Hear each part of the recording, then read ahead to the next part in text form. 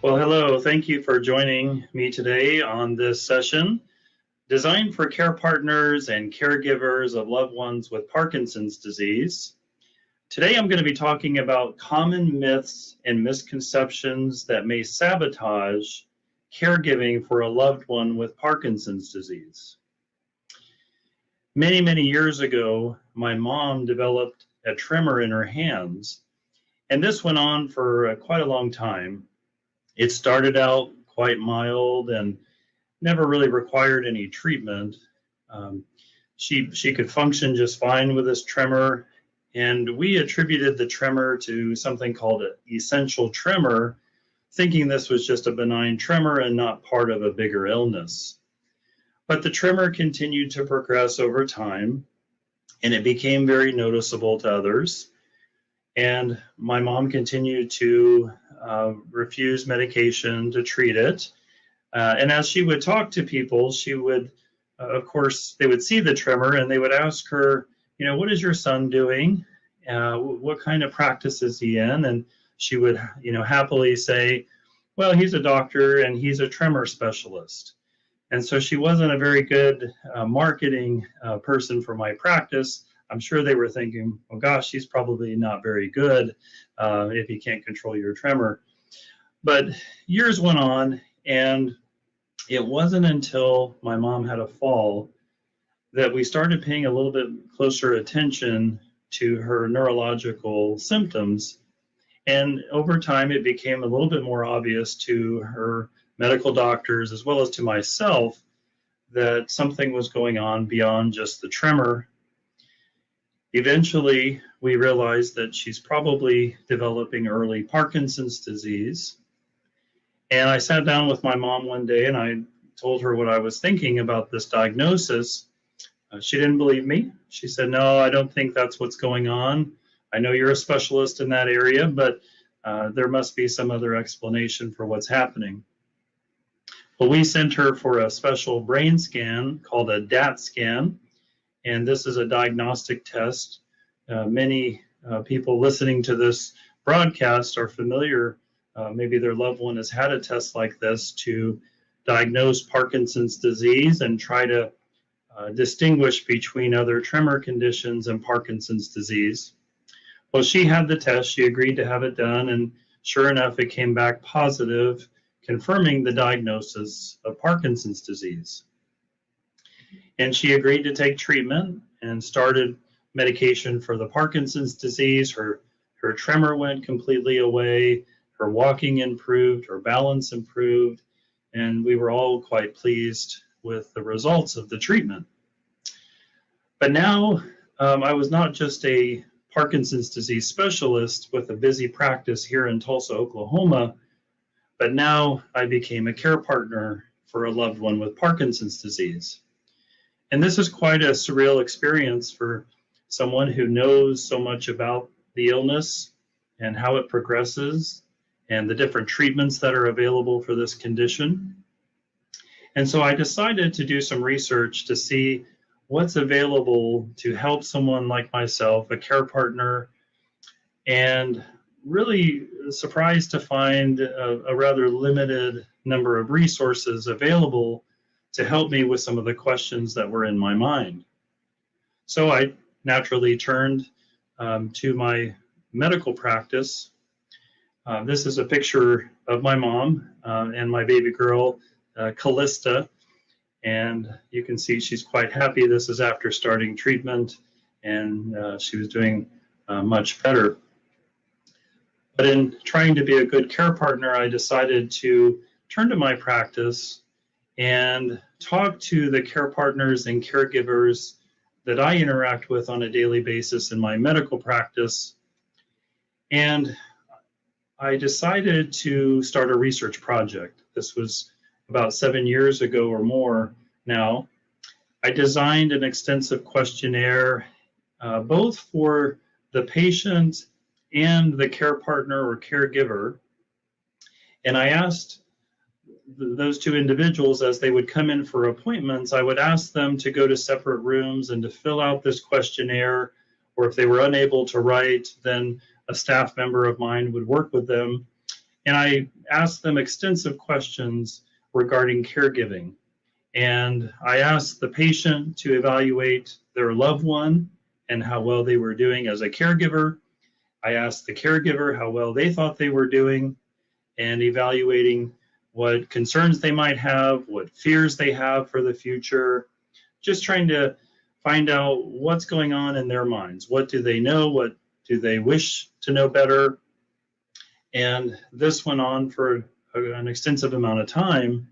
In addition, we developed advisory boards where we would invite groups of caregivers in, and these caregiving advisory boards were split into sections depending upon what stage of illness their loved one was in at that time, so that we could learn and understand more from these individuals on what they were encountering at home, what challenges they were facing, and what resources they needed. And this research eventually led to my book that was published last year, You Are a Better Parkinson's Disease Caregiver Than You Think. And we have more coming in this regard to help caregivers understand more about the findings in our research project. But today I want to focus on 3 categories of myths and misconceptions that I see every day in my practice that are possible to sabotage the well-being or the treatment for your loved one with Parkinson's disease. We're going to start with this first category, and it really can be described as levodopa phobia. So we know that the most powerful, the gold standard treatment for Parkinson's disease is carbidopa-levodopa. The standard formulation is a 25-100 milligram tablet. And this medication has been on the market now for 50 years. This is by far the most important treatment that we use to treat Parkinson's disease. And there are now about 16 different treatments for Parkinson's disease, but this one continues to be the most important. Yet despite that, I continue to hear feedback from patients and caregivers in the clinic, statements like this: well, we understand that levodopa stops working after about 5 years, so we'd rather you not prescribe this medication right now. We want to use it at a more opportune time, perhaps later in the progression of the illness. So what else can you prescribe for us is the common response that I get in the clinic. And the truth is, we know that this medication does not actually stop working after so many years. There are many, many patients that as healthcare providers work with over the years, where we continue to see the benefits of the medication working for that patient 10, 20, even sometimes over 30 years after the initiation of the treatment. There are certain symptoms that may develop as the illness progresses that may not respond to this dopamine medication. And so it can give the appearance as if now suddenly the medication is no longer working. But in reality, the medication is still treating the symptoms relatively well that it was designed to treat, but now we have some additional problems entering the scene that may require a different approach, a different treatment, or perhaps a physical therapy program or some other modality to help that particular problem. But instead, we can quickly say, well, maybe this medication is not working anymore. We need to try something else. We also hear this type of statement often in practice: well, levodopa should be saved for later. So again, if it's only going to work for so many years, is the thought process for a lot of people. Well, let's use it later when the illness gets worse. I want to save my strong weapon for that part of the illness. I don't want to use it up early in the illness. Now, we know from a very good study that was published back in 1987 by Diamond et al. In the Annals of Neurology, we know that taking levodopa therapy actually leads to a reduction in mortality. So taking this medication helps to promote longevity with this illness, and it appears to improve quality of life.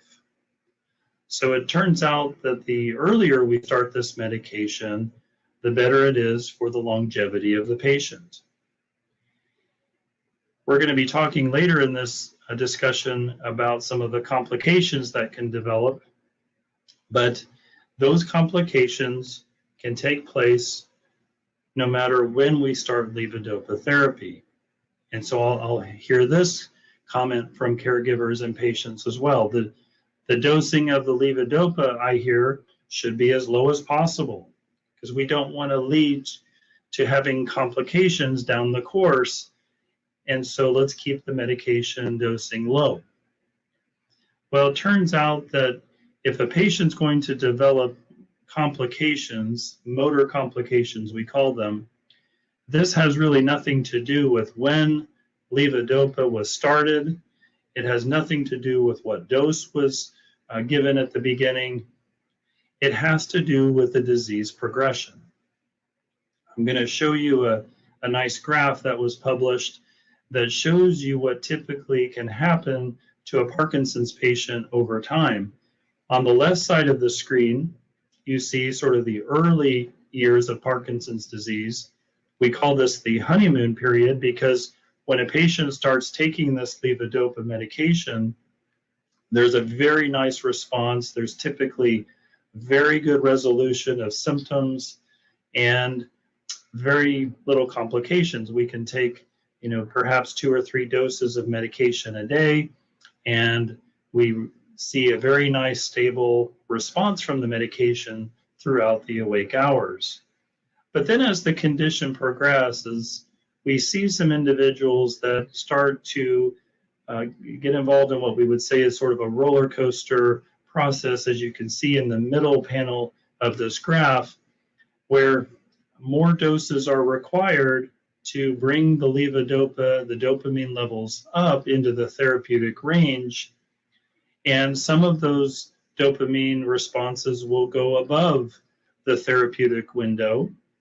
So when the levels go a little bit on top there, you may end up with a problem called dyskinesia.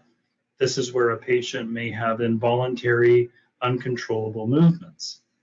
Now, these movements may be very mild, very subtle, and often they're not bothersome to the patient, but they can start to develop in this more intermediate stage of Parkinson's.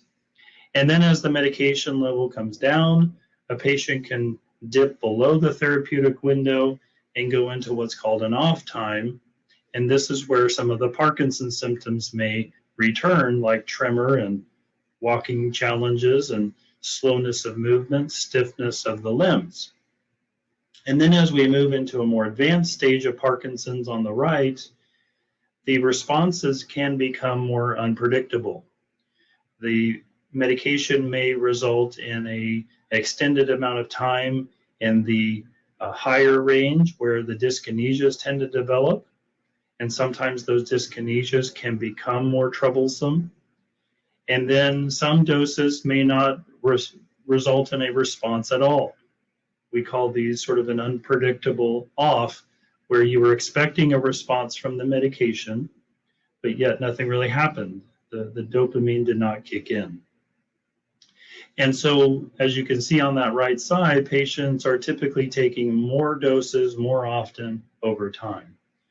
So if you look at this progression and you look at this scenario as a caregiver, you're going to look at this and be kind of worried about the medication potentially leading to this kind of challenge.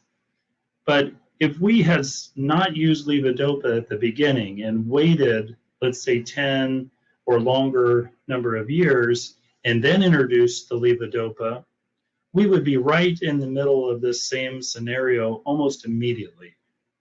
So what we've done, in effect, is we've lost all those good years, we've lost those honeymoon period years, and we've lost those years where we could have had better quality of life and better motor control with this medication, but instead we didn't use it, we waited, and now we're still in the same scenario with these complications. It's important to also highlight that these complications do not happen to every Parkinson's patient. It really has to do with the age of onset of the patient. On the average, these complications develop in about 40% of patients after about 10 years of illness.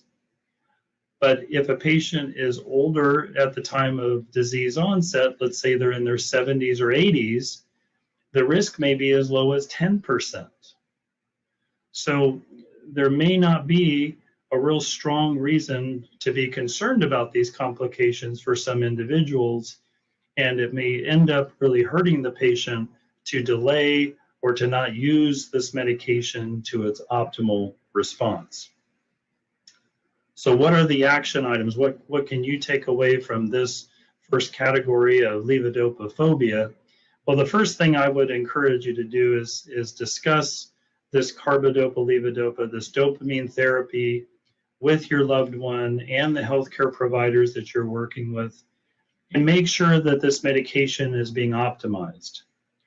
So often, I might find a patient that comes to our clinic that's using very little doses of this medication, and yet they're still taking 2, 3, 4 other Parkinson's medications to make up the difference, and they may be experiencing quite a number of side effects from these other medications. So a discussion could take place that looks at maybe using the carbidopa-levodopa as a more central part of the treatment and perhaps not needing some of these other medications. So this is a good discussion to have, and it's particularly important to try to dispel these myths and misconceptions about the medication. A second action step is to optimize the therapy, encourage your loved one to consider trying higher doses if the healthcare provider agrees with this approach. Do it carefully. Obviously, if everything is going well with treatment, don't rock the boat, don't make any changes. But if your healthcare provider agrees and wants you to try adjusting the medication, then you may try optimizing the therapy to see if you can achieve a better response. Now, I'd like to shift to the second category, myths and misconceptions. And this is, I hear this a lot, that caregivers or care partners more likely will tell me that, you know, my loved one is doing quite well with the treatment for the Parkinson's disease. They really don't need my help. And the tendency is to pull back and let them be completely independent, try to basically ignore the illness as much as possible, and wait until a later stage before thinking about maybe getting involved. And there's some categories that I want to talk about today that I think you should be more active in monitoring and being a part of helping your loved one. And the first one has to do with this problem called impulse control disorder. A patient in one study that was done by the Mayo Clinic said that it can be as high as about 25% of patients on Parkinson's treatment. But a patient can develop this obsessive compulsive behavior where they suddenly start doing something out of character. Gambling seems to be one of the more common impulse control problems. In one of our papers that we published years ago, we talked about a pastor that had never gambled in his life, and suddenly after starting certain medications for Parkinson's disease, he couldn't stop the urges to go to the casino and to gamble. He lost incredible amounts of money, both of his own and for the church. And it wasn't until the medications were changed and this was brought to the provider's attention that the impulse control disorder was able to be stopped. Another example that may happen is like a patient of mine that for some time he would go out to his shop and he would spend hours and hours moving nails from one jar in the shop over to another jar and moving that process over and over again until the jar was completely empty and the new jar was full of those same nails, and then starting the process over, going back to the original. And it wasn't until his wife came out one day and was just sort of observing and watching what he was doing and realized that this is very strange behavior. He's not accomplishing anything, but just sort of obsessed with the same problem or the same task over and over again. And this is a problem called punding, which is an impulse control disorder. It's not dangerous, but it's certainly not a good use of his time, and it could be treated with an adjustment in his medication. So this problem is not always recognized by the care partner or caregiver or even the patient. And many times it's not recognized that this problem is even related to Parkinson's or the treatments. So it's not often reported back to the healthcare providers, and so we need to make sure that we're doing that. So we ask that you continue to be vigilant for this type of behavioral change throughout the condition. Another problem that I would encourage you to be aware of is that of melanoma. We know that Parkinson's disease patients have about a 4-fold increased risk of developing melanoma skin cancer due to having this illness. It has nothing to do with the treatment, but it's an increased risk. So we are encouraging our patients to get a yearly skin exam, ideally with a dermatologist, to screen for the melanoma. But again, if you are also aware of this, you might be able to spot a lesion like this one shown on the slide and encourage your loved one to get medical attention right away. A sneaky problem that seems to come along, particularly in the more intermediate to advanced stages of the disease, is something called orthostatic hypotension. This is where a patient stands up from a sitting position or lying down position, and their blood pressure may drop. And certainly if a patient was describing a lightheaded feeling or a dizzy feeling like they're going to faint, it's often easier for us as a care partner or caregiver to recognize that and think about blood pressure perhaps. But sometimes the symptom is weakness, or I don't feel well in my head, or I just cannot move and walk as well for some reason today. And it's easy in that situation to attribute the problem just to Parkinson's and ask the provider to maybe adjust medication for Parkinson's.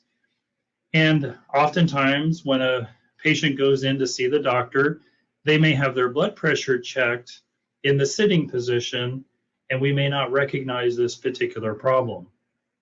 So a caregiver or care partner can get a simple blood pressure cuff, an automated cuff, and check for this problem at home.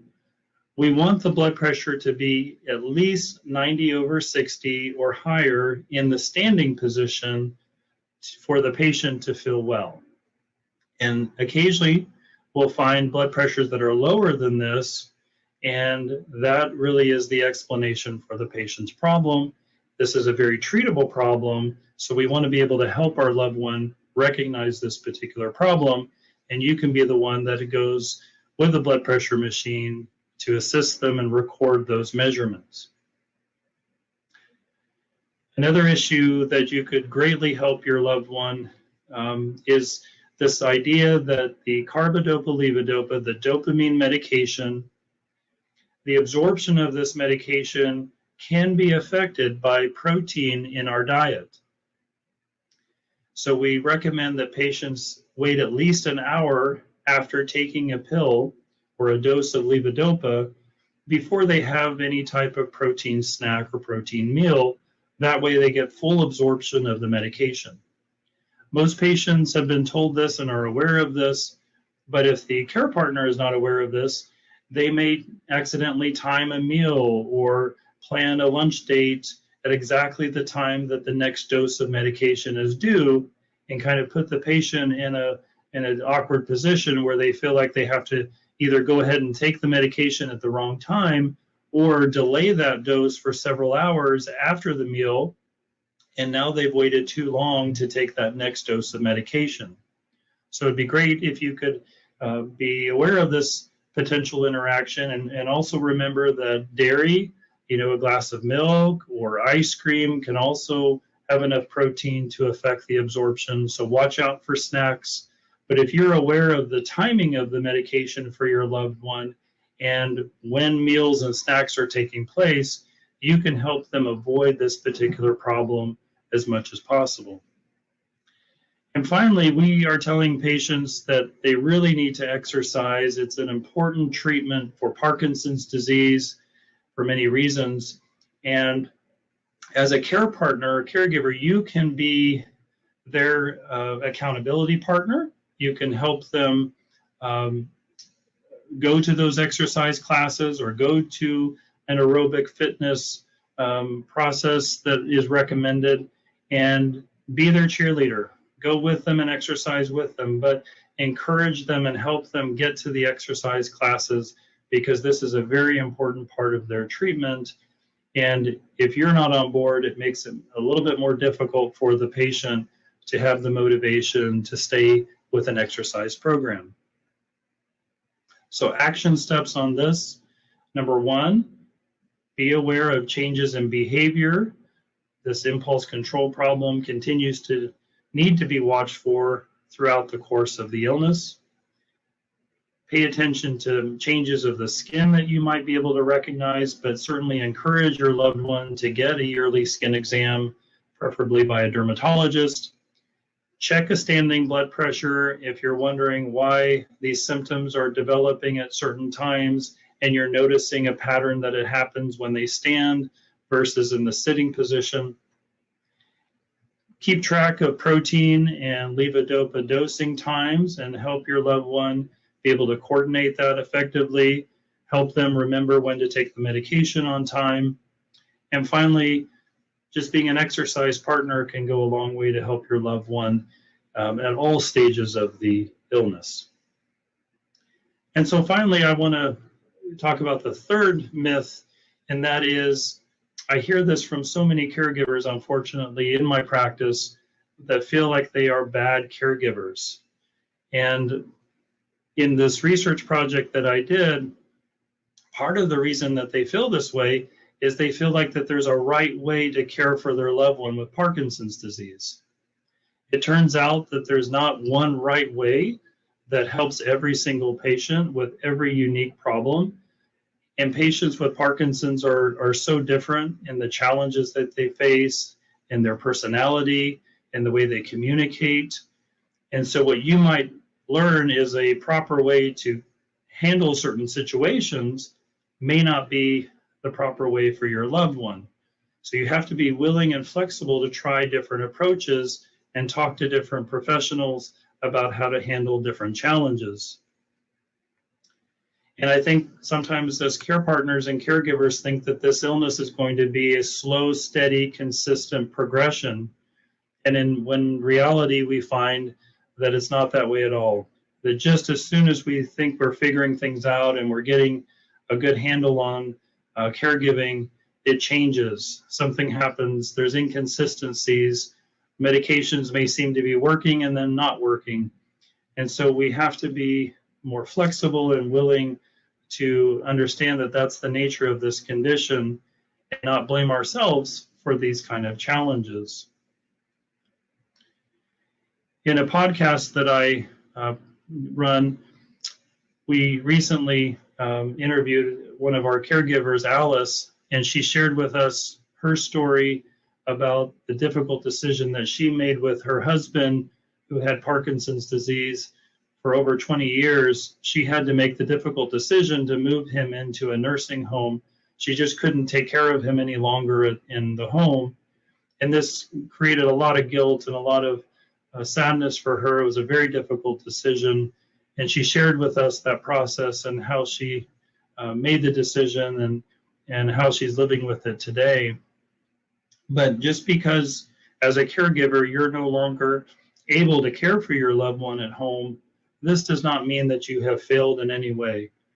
You want the best for your loved one, and sometimes it reaches a point where your loved one needs care from a nursing facility where more specialized care is available, or perhaps you're just not physically or mentally able to do what you were doing previously and you need help, and that's okay. We can't feel like a failure when that situation arises, and often my caregivers find that they have better interactions and a better relationship with their loved one when that stress and burden is lifted, and now they can concentrate on the positive parts of their relationship instead of the difficulties of the day-to-day caregiving needs. And really the reason I came up with the title for the book was that in one room, the caregivers were telling me, what a poor job they thought they were doing as a caregiver. They were giving themselves D's and F's and rating how they were doing. And in the next room, the actual patient that they were caring for was giving them A's and A pluses in their caregiving abilities. So who's the best judge of how good of a care partner or caregiver you are? Well, it's your loved one. Your loved one is the best judge, not someone at a support group, not your doctor or healthcare providers. It's really your loved one that makes the most important assessment of how you're doing. And what we found is that they were actually doing very, very well, better than they thought. And so I want to continue to reinforce that idea through my ministry now and in the podcast and other resources. So action steps: continue to educate yourself on Parkinson's disease and caregiving. I would recommend a book, if I may, by Dr. Eric Alskog from the Mayo Clinic, the new Parkinson's disease treatment book. This is a book that's been out for a little while, but it's an excellent resource for not only patients, but for care partners and caregivers. You can find all the information you could ever want on the illness, as well as the treatments. And it's very easy to read, very understandable. So I highly recommend this book. You can also come to my new website, pdcaring.com, and I have resource pages there that you can find other recommended books, other websites, other resources that might be able to help you with questions that come up along the way. I'd also like to invite you to check out my new podcast, the Parkinson's Disease Caring Podcast.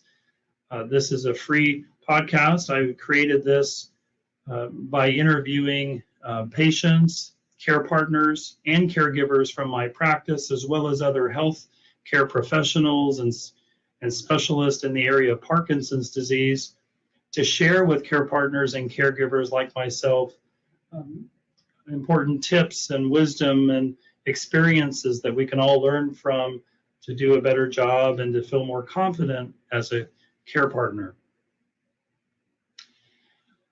I'd also like to encourage you to find support, and this support can be with your family and friends. You need people that you can reach out to and touch base with.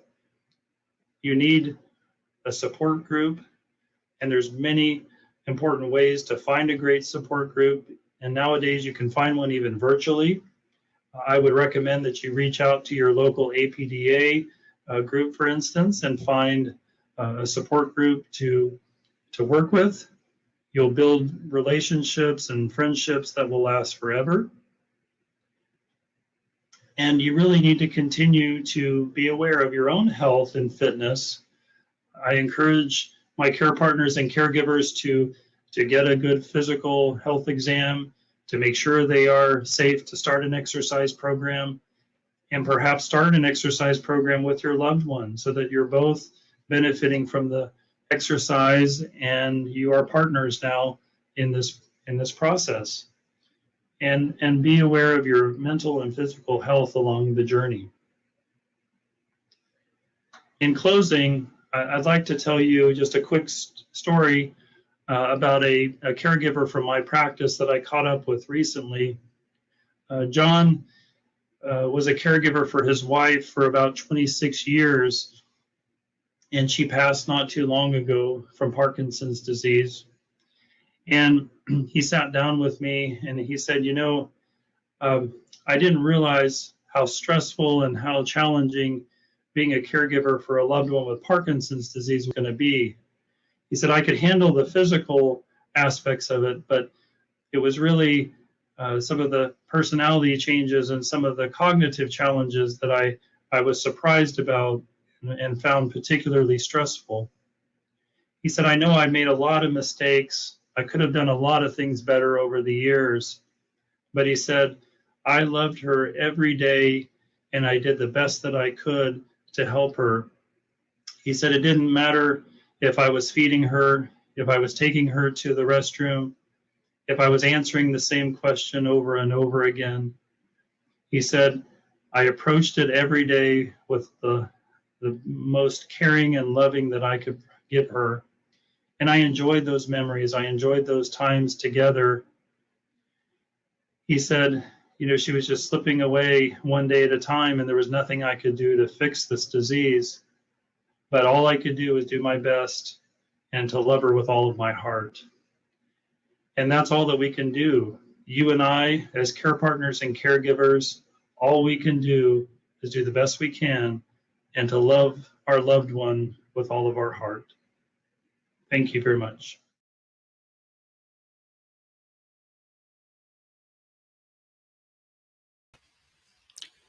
Well, hello. It's great to be with you again. I would like to first off thank the APDA, all of the chapters involved in this wonderful conference. I would like to thank them for all their hard work and for asking me to participate in this conference. It's just been a wonderful experience, and I want to thank the production company, Tuttle Co. Studios, for all of their great efforts and great production. And again, thank you to you for staying with us this morning and staying on the live broadcast here near the end. It's been a real pleasure. Well, I'm going to start with our first question. This is a question from Mel. As a caregiver for dad with advanced Parkinson's disease, I'm seeing more sundowning, confusion, fear, aggression, hallucinations, and it's most difficult to manage. Are there any resources or suggestions that would be greatly appreciated? Well, this is certainly one of the most challenging and difficult problems that we face as a care partner or caregiver as Parkinson's disease advances. I do have some suggestions, some practical tips that I would suggest. But first, before I go into those, I want to suggest that as a caregiver, you really need to assess the situation carefully to look at the severity of the sundowning and the psychosis that we're talking about, because it can escalate into a dangerous situation very quickly. So for instance, if there are weapons in the home, if the patient has access to the car or to other equipment that could be dangerous, we really have to quickly assess the risk involved with this loved one being at home and dealing with these type of symptoms.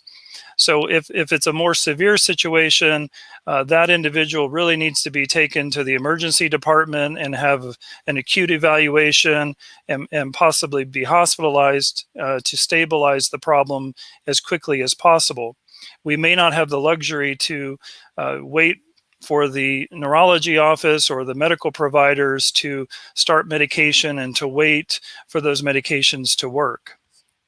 If the situation is milder and there's no apparent safety issues that are obvious, we always suggest perhaps taking a more conservative approach at first. And so, for instance, one suggestion I might give is that if you know that this sundowning is happening at a predictable time each day, we have found that a number of patients will respond and be able to alleviate the sundowning if you help focus their attention on a different task. So for instance, if they enjoy gardening or some other hobby or activity, you might plan to do this together at that particular time when the sundowning tends to start. And perhaps it's just looking at a magazine together, or looking at an album together, old pictures, or reminiscing about old days of activities that you did together. But just helping to distract them will sometimes work and not require a change in medication or other adjustments. If that's not working, then certainly you need to reach out to the healthcare providers. We need to look at the medication list. We need to make sure that there are no infections or other medical causes for the sundowning, and then look at different treatment options that might be available to help your loved one improve this situation. Another follow-up from Mel, motivation is such an issue for my loved one. How do I motivate them to stay involved in life? And, this is, again, a very great challenge for caregivers, because as the disease progresses and as the dopamine problem continues, it's natural for patients to become more apathetic. And motivating to go exercise, or motivating to just meet with family. And also, I think there's a change that happens in perception for patients, and they will often tell me that their tolerance of noise and other sort of stimulations that might happen in a family gathering, the grandkids running around creating all kinds of noise and commotion, those situations may be more difficult for them to tolerate. And so they may have a difficult time wanting to participate in those events. I can give you an example of a gentleman that they thought he was becoming depressed because he used to love interacting with the grandkids and being with the family all together, and he was sort of the life of the party. But over time, he became more withdrawn, and when the family came over with the grandkids, he retreated to a back bedroom and just wanted to be in a quiet room and away from all of the activity.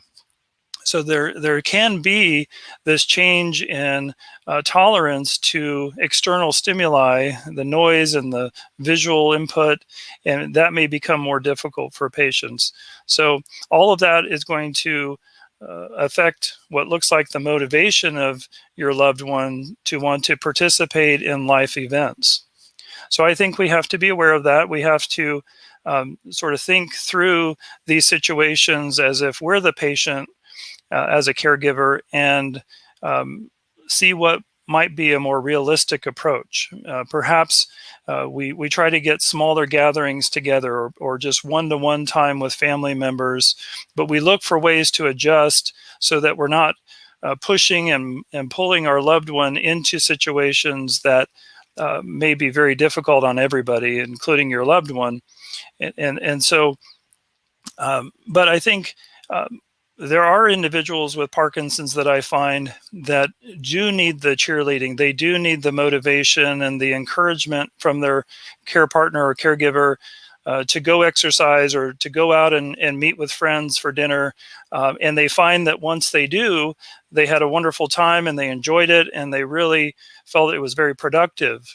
But doing it on their own sort of motivation was not working. And so you have to read your loved one and know how much you can push and motivate, that they're going to tolerate, and have an open line of communication about that, so that you're helping them get the most out of their relationships, but not creating problems for them as well. Another question that has come in, can you talk a little bit about the difference between Parkinson's disease dementia and Lewy body dementia, and are there different treatment options?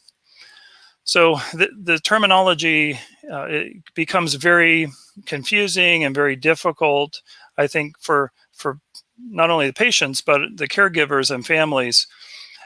We talk about these two different illnesses, Parkinson's disease and Lewy body disease. They are different diagnoses. There are lots of similarities as far as symptoms that may develop, as well as the pathological changes that are happening in the brain. But the real difference is Parkinson's disease tends to cause the motor symptoms primarily for many, many years. And it's not until a later stage that some of the cognitive and neuropsychological changes enter in. And when that happens, a patient may move into a dementia that we call Parkinson's disease with dementia. But at that stage, it can look just like this other illness where a patient has all of those symptoms at the very beginning. So right off the bat, there are cognitive challenges. There may be psychosis early on and some of the motor symptoms of Parkinson's all present early on. And it progresses more rapidly. And that is what we call Lewy body disease. So it can create confusion, I think, a lot of times because caregivers then start to think, well, I'm reading about Lewy body disease. I'm wondering if this diagnosis is correct, having Parkinson's disease. And it really is. It's just, it has now progressed into a state that looks very similar to this Lewy body illness. But by and large, for the most part, the treatments are generally the same. It's very important to work with your local doctors and look at what treatment options are best depending on which condition your loved one is diagnosed with. And there are a few treatments, I won't go into too much detail today, but there are some treatments that we may try to avoid in Lewy body disease that work better in Parkinson's disease dementia. And so it's really important to have your healthcare provider be a part of that decision making and direction. Next question, how do caregiving needs change? Can someone with severe cognitive deficits ever be alone? The caregiving needs change quite dramatically throughout the condition for most patients. Again, we start out being sort of a care partner, someone who's encouraging and helping our loved one, but by and large, they're very independent. And then at a more advanced stage, there's a lot more hands-on work that needs to be done as a caregiver. I think when we recognize that our loved one is living alone, perhaps we're an adult child and our mom or dad dealing with more advanced Parkinson's disease is living alone, we need to continue to monitor and assess safety and be proactive, not reactive when a problem finally develops and then we decide that we're going to intervene. We need to see, are they getting proper nutrition? Are they taking care of themselves? Are there any safety concerns? How is the driving safety? And so being more engaged also with the healthcare providers that are working with our loved ones will greatly help you assess that particular issue. And I think having that open conversation about maybe it's time that we move in the direction of a health facility that can provide more support, assisted living, perhaps because of some concerns we're starting to see from the illness. Are there some coping skills that can help manage care partner mental health? I want to, and maybe this will be near the close here of our session, but I want to close talking about that because I think we can receive as a care partner or caregiver great relief of some of our mental stress. And if we think about our caregiving from the side of gratitude, when we're thinking about how thankful we are that we have this time with our loved ones, that we have the opportunity to still make memories and still be a part of each other's lives, we can become more compassionate, less resentful that we're in this situation or that this illness has affected a family member, and we become more empathetic. And we really have a great opportunity to do something extraordinary for our family member if we look at it that way. So I think, continuing to think of it from a servant attitude, that we're in this to provide comfort, encouragement, empathy, and just hope for our loved one battling this illness. If we keep that perspective, we will find, I think, some improvement and relief of our own mental stress in fighting this condition along with our loved one. So it looks like we are out of time. I want to again thank you for your attention and for the great questions this session. Thank you for participating in this conference, and it was a great honor for me to be a part of it this year. Thank you very much.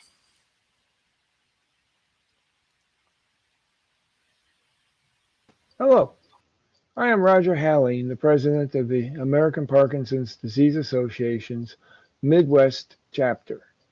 And on behalf of the APDA, I would like to thank you for taking time to watch the Midwest Congress. I would also like to thank the Greater St. Louis chapter of the American Parkinson's Disease Association, the Oklahoma chapter, and of course, our Midwest chapter for sponsoring this event. I'd also like to take the time to thank our speakers.